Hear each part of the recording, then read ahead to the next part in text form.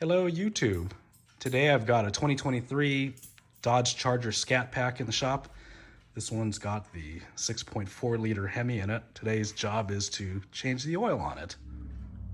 First order of business is to put the vehicle up on ramps or be able to create enough clearance for yourself to get underneath. Second, you'll need to remove the splash pan underneath. There's 4 bolts. Here's one of them. I believe they have 10mm heads. There's one. There's number 4. There's another one. Another one. It's got big letters there. Remove for service. So we'll go ahead and remove those 4 fasteners.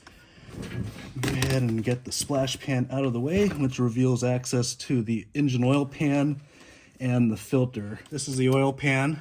So the camera is sitting over by the passenger side wheel. This is the oil plug, and up here is the oil filter. I like these cars because they're pretty easy to access everything that you'd need to on a regular basis. Anyway, this is a 13mm head here. These engines have a rather large sump.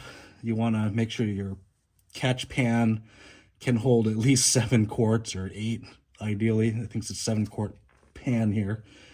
So we'll remove the plug here on the sump and drain it into an appropriate size pan.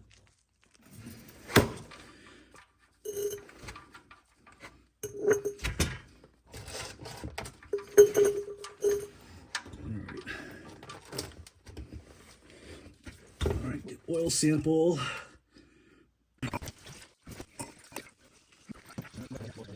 All right, so now the oil's pretty much done dripping out of the pan, or oil pan that is. We'll clean the drain plug up here, make sure that that O-ring is intact and clean, and screw it back on the block. Make sure it threads in by hand.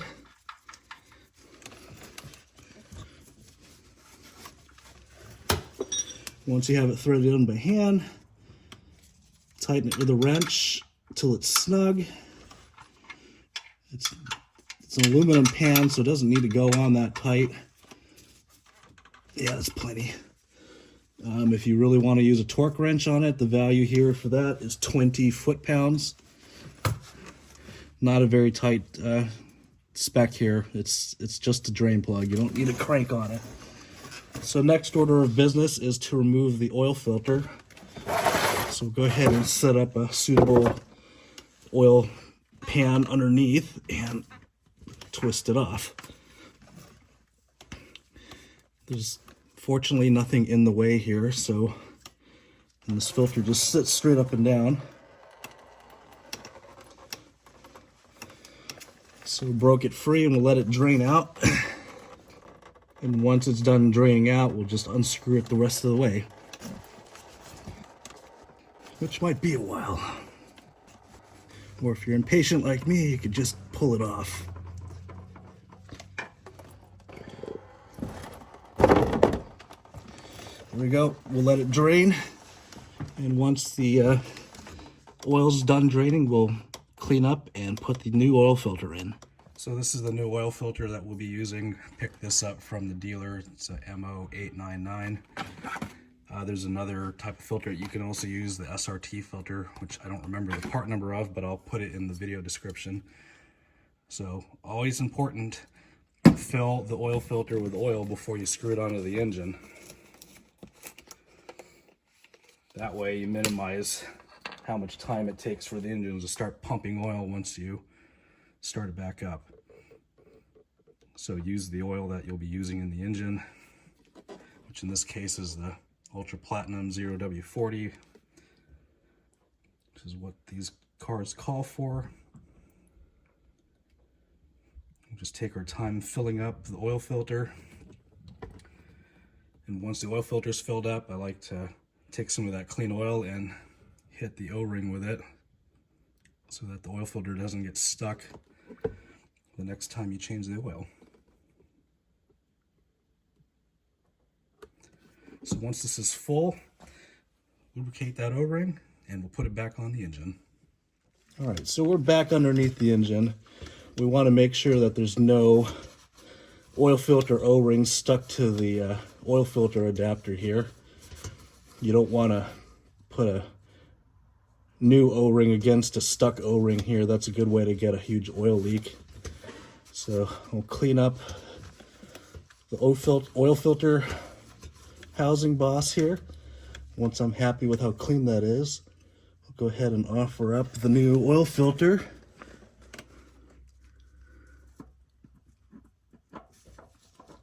And screw it on clockwise as you're looking at the bottom of the oil filter.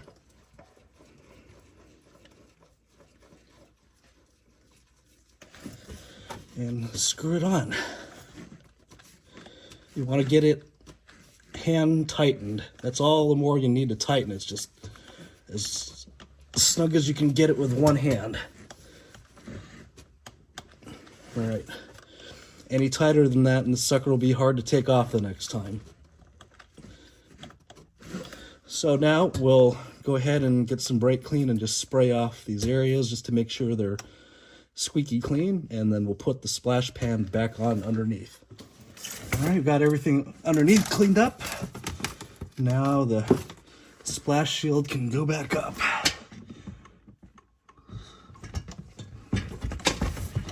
So we'll slide it underneath this forward piece.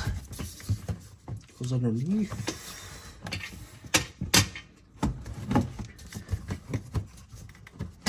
A lot easier when you guys aren't in my way. And we'll get all the screws started. There's even a little hint here that says what order you need to tighten them in. It's just a simple splash shield. I don't think you have to follow that unless you're super OCD. It even has a torque spec printed on it, 35 inch-pounds. Alright, so there is an order to tighten these, so I'll just follow it just to humor the engineer that went to the trouble of putting that on the bottom there. Alright, that's 1, 2,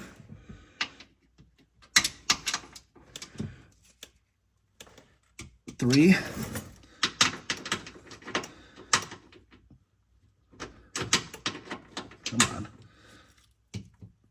4. So now we're at 35 inch-pounds, just like the humorous engineer put on the splash shield here. So we're done underneath. We can go up topside and start putting oil in the engine. So we're on top of the engine now. We'll pull off the oil fill cap. Get yourself a good clean funnel, stick it in. Now, these engines take 7 quarts of the synthetic 0W40 oil. Now, that's the stuff that's recommended by Mopar, so that's what we're using today.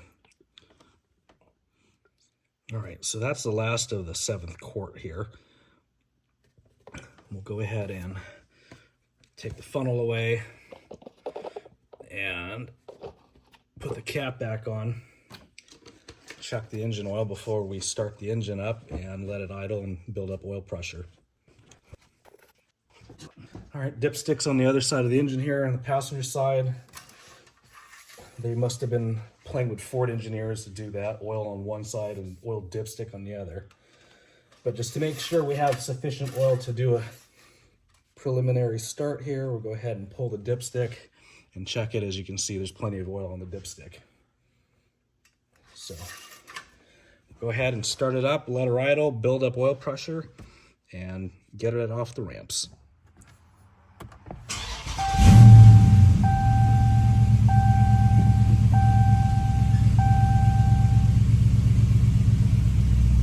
So we've got good oil pressure pretty much right off the bat. That's why you fill your oil filters before you screw them onto the engine block. We'll go ahead and get this car off of the ramps. Once it's off the ramps and on level ground, we'll let it sit for a few minutes, at which point we'll check the dipstick again and make sure that the oil level is where it needs to be. All right, so the engine's been sitting here for a few minutes now, so we'll check the oil. Pull a dipstick. Always a good idea to wipe your dipstick the first time you pull it out. Wipe it, make sure it's clean where it needs to be, right? Stick it back in. Start with the tip. Let it sit, pull it out carefully, and see where the oil level is. Now, if you look, you'll see that I don't know why it doesn't want to focus. We're at the right where the top of the safe mark is, so we are in good shape for oil. We have not overfilled it. Thanks to Chrysler or Ma Mopar for making an engine that takes an even amount of oil. So that concludes the oil service on this 2023 Dodge Charger Scat Pack with a 6.4 liter Hemi engine, or otherwise known as a 392. If you like this kind of video, please click the like button. And if you haven't already, consider subscribing to my channel for more content like this. Thanks, and have a great day.